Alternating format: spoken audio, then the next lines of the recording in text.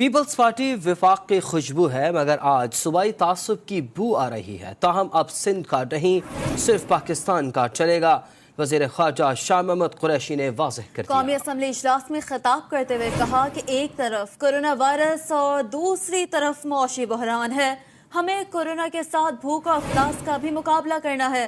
مراد علی شاہ کی کوشش کے باوجود لاک ڈاؤن اس طرح نہیں ہو سکا جیسا ہونا چاہیے تھا۔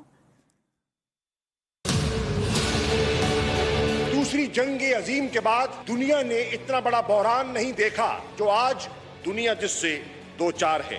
200 کم از کم 9 ملک اس وبا میں مبتلا ہو چکے ہیں۔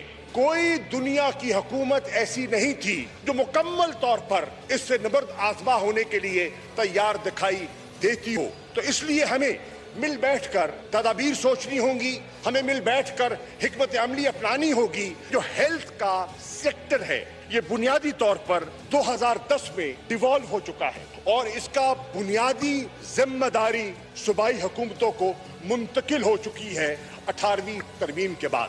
صوبہ سندھ میں مسلسل 12 سال سے حکومت جو ہے وہ پاکستان پیپلز پارٹی کی ہے۔ جو آج ہماری کیفیت ہے تو اس کیفیت کو سامنے رکھیں تو پاکستان کی جو ٹیسٹنگ ایبلٹی ہے، ٹیسٹنگ کیپیسٹی ہے، وہ ساؤتھ ایشیا میں سب سے زیادہ ہے۔